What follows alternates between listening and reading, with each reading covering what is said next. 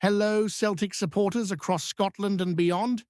Today, we dive deep into everything shaping the club right now, and let me tell you, there's a lot happening that deserves your full attention.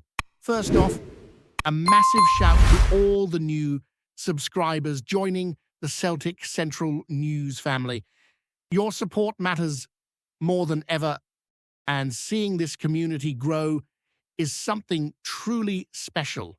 If you care about the highs and lows of this great club, stick with us because we're bringing the latest updates, insights, and behind-the-scenes glimpses straight to you. Hail, hail! Now, let's start with the managerial situation that's got everyone buzzing. Wilfried Nons is on the verge of taking the reins, and while the official appointment date is still a bit up in the air, all signs point to him being in charge for the upcoming Dundee clash next week. For those of you wondering what to expect, Nons brings a very distinct style to the table. From his time in the United States with Columbus, he has shown a knack for building team camaraderie in a way few managers do. Picture this: the entire squad walking into home matches together in tailored suits, creating a sense of unity akin to a national team. He makes the players feel like brothers, and it's that bond which has seen him triumph under pressure, even when dealing with superstars who thought they were above the squad or when losing a key player to off-field troubles. Nons isn't afraid to make tough decisions, and yet his teams still perform at the highest level. It's this mix of discipline and personal connection that supporters should get excited about as he steps into the Celtic dugout. There's more to the story, of course. Over the next few weeks, there'll be interviews and insights shared about Nons, including discussions with people who've seen his leadership in action. From what's already emerged, he's a manager who commands respect without needing to shout or dominate, someone whose players genuinely want to celebrate victories with him because he's considered part of the team, not just the person giving orders. That's the kind of culture Celtic fans have been craving: a sense of belonging, unity, and a fresh start after a turbulent period. It's a new chapter, and while there will always be challenges off the pitch, this managerial shift promises to give the team a renewed focus and hopefully a push towards domestic glory this season. Turning now to recent AGM developments, things at the club have been intense. 17 resolutions were voted on, and while the first 15 passed with near unanimous approval, the last two, resolutions 16 and 17, revealed a starkly different picture. These last two were not club-proposed. Rather, they came from the Celtic Trust and concerned long-term strategic planning and accountability from the board. Resolution 16 called for a medium-term strategic review covering 3 to 5 years, detailing a clear football and financial goals, while Resolution 17 suggested a lack of confidence in the CEO, chairman, and CFO, even urging their resignation. Shockingly, both resolutions received barely over a 1% in favor, highlighting the reality that in such a structure, large shareholders wield immense influence, often outweighing the voices of smaller investors or dissenting fans. The AGM numbers may seem baffling at first glance, but once you understand that some shareholders hold vast swathes of voting power, it becomes clear why even contentious resolutions can be overwhelmingly rejected. Despite the overwhelming board control at the AGM, many fans are rightly asking questions about transparency and long-term planning. The Celtic Trust's call for a 3 to 5 year strategy is something most supporters would see as reasonable. The club needs a clear path forward with measurable objectives and accountability, yet the board recommended voting against this strategic review, asserting that their current approach, combined with annual reports and ongoing communication reviews, is sufficient. Essentially, the message was that change isn't needed. Many feel disappointed by this stance because while words about communication and strategic planning are comforting, they rarely translate into tangible action. This has reignited discussions about governance at the club and the role of supporters in holding the leadership accountable, which brings us to the Celtic Collective, a group that's been steadily gaining influence and seeking to represent the broader fan base's interests. Their recent meeting revealed a number of planned initiatives to improve the club's operations and hold leadership accountable. Fans discussed potential protests, coordinated matchday actions, and campaigns aimed at demonstrating the unity of Celtic supporters across the stadium, not just the vocal ultras. The idea is to ensure that actions taken reflect the breadth of the fan base rather than being seen as a conflict between the club and any one faction. Suggestions included banners displayed at home matches, marches from historic locations like St. Mary's, and coordinated campaigns that could include petitions, open letters, and symbolic merchandise designed to engage supporters and raise awareness. Every step is aimed at showing the board that this isn't a minority grievance, but a collective call for genuine improvement in how Celtic is run. Importantly, the collective is careful to maintain a balance while recognizing the Green Brigade's role in holding the board to account. They also strive to bring in wider participation. Their focus is on effective communication and organized action that can demonstrate scale and cohesion. By producing infographics, coordinating messaging, and carefully planning campaign actions, they aim to ensure that every fan feels represented and that the drive for change isn't limited to a single group. The work being done by volunteers, often alongside full-time jobs, is a testament to the dedication and passion of Celtic supporters.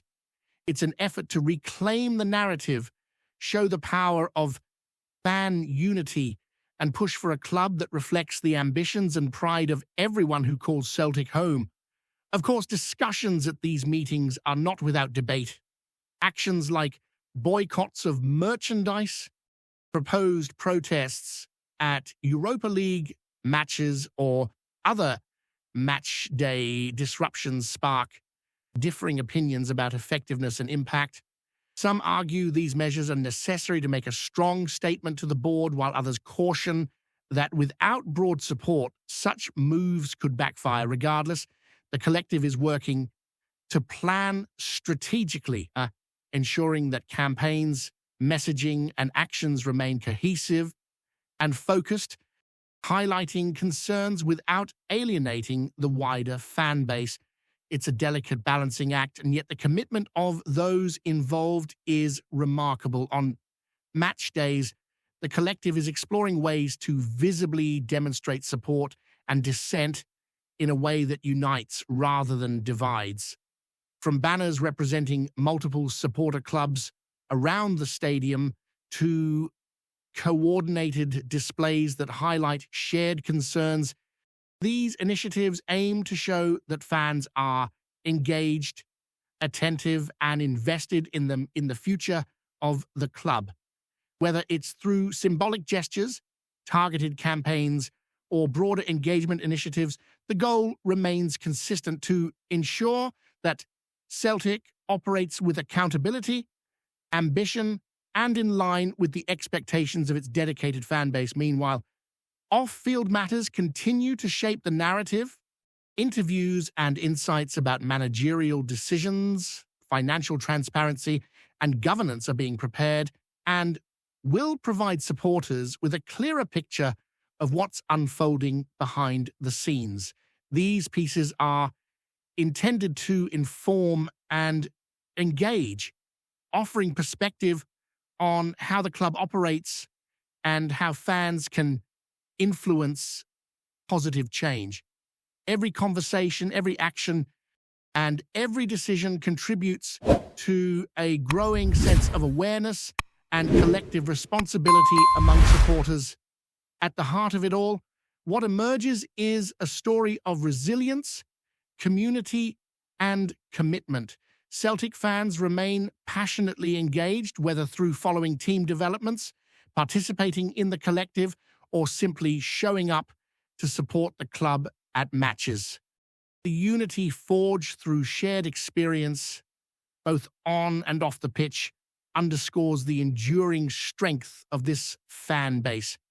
Nance's arrival, AGM outcomes, and the work of the collective are all intertwined, shaping the future trajectory of the club and defining the values and culture that Celtic supporters hope to see reflected in every corner of Celtic Park.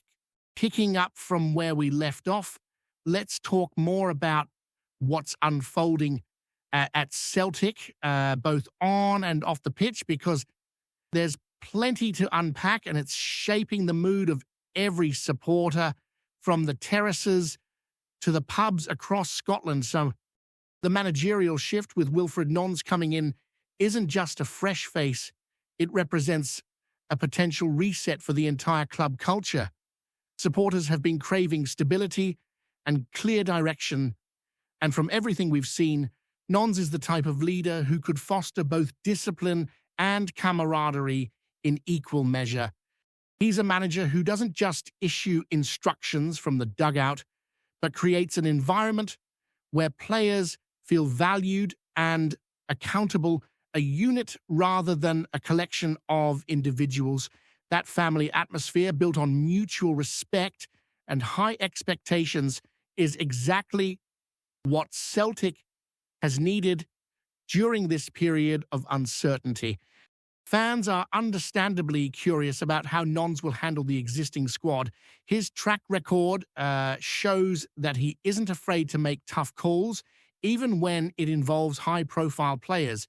There's no sugarcoating at Celtic if he sees behavior that undermines the collective goals, yet at the same time, he ensures that his players feel part of something bigger than themselves. This dual approach of firm management and genuine personal connection could be a game changer in a squad that's been through turbulence, off-field controversies, and inconsistent performances, and supporters should watch closely as he begins to stamp his identity on training sessions, match preparations, and ultimately the results on the pitch.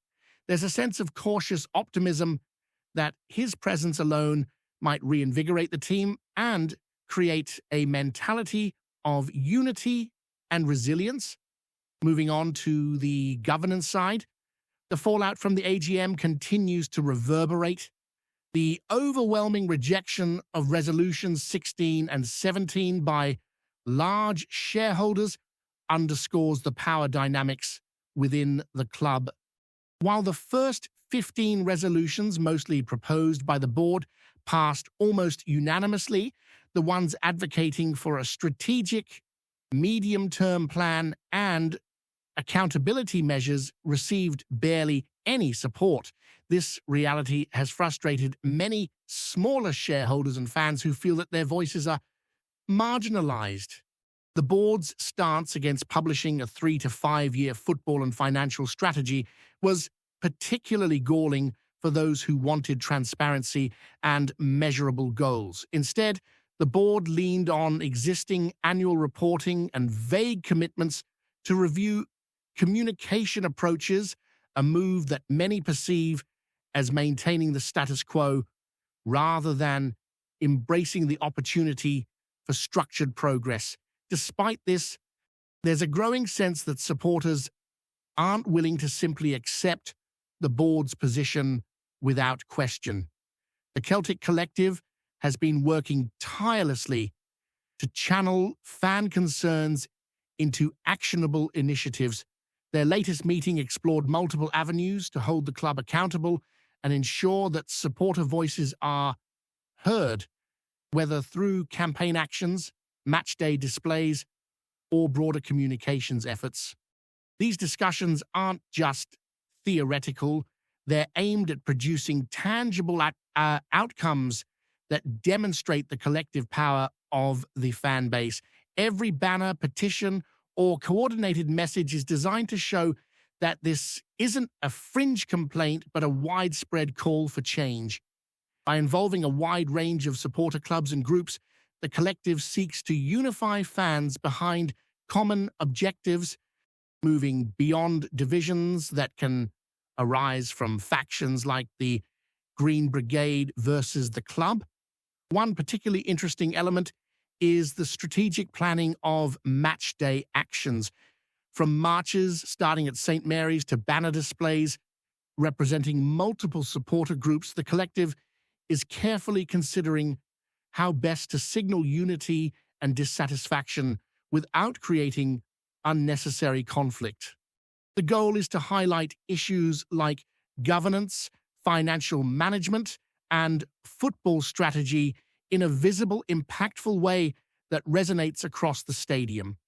Discussions have also included the possibility of expanding campaigns like Not Another Penny, originally focused on merchandise boycotts, to include other areas where fan influence can be felt, such as club sponsors or affiliated partners.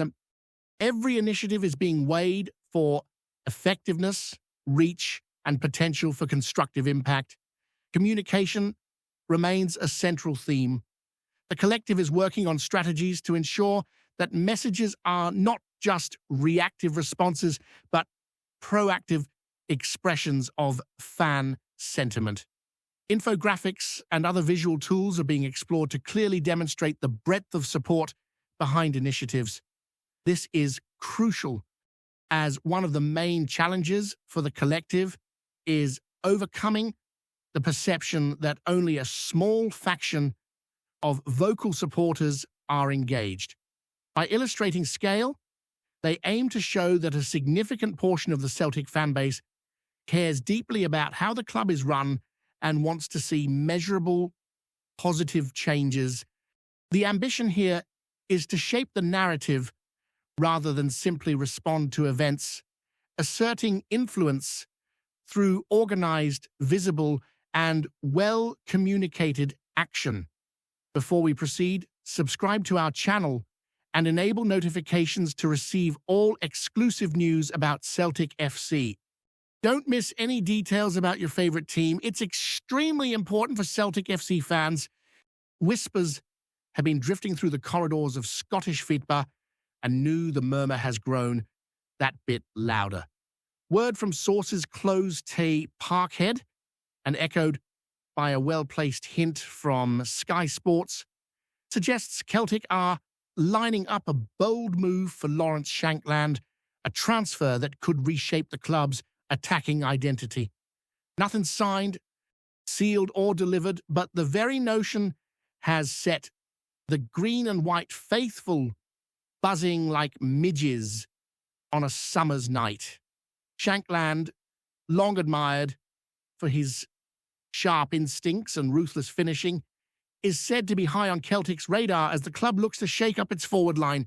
There's no official bid, no public posturing, just a rising hum that something significant might be brewing behind closed doors. Folk around Glasgow are already trading theories in pubs, online forums, and taxis, painting pictures of how the striker might slot into the team's rhythm as if he were already donning the famous hoops. A few insiders claim Celtic's recruitment team have been assessing Shankland's profile for months, intrigued by his knack for turning half chances into headlines. Another whisper insists there's been quiet contact, purely exploratory, yet enough spark chatter that negotiations could move swiftly if all parties feel the wind blowing the right way.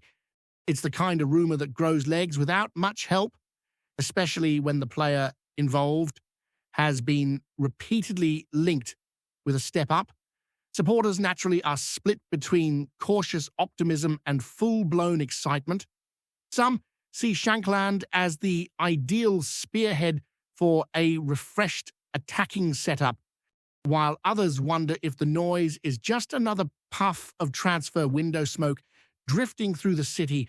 Still, there's a sense, faint but persistent, that Celtic might be ready to flex their ambition with a move that would reverberate across the league. For Nu, it remains a tantalizing rumour, floating in that space between wishful thinking and something more concrete. But if the early signs are anything to go by, the Shankland story may yet become the talk of Glasgow long before any official announcement emerges. Hello, fan. Don't forget to like and subscribe to the channel, as it means a lot to Celtic FC. Also, share your opinion about the news in the comments below. See you in the next video.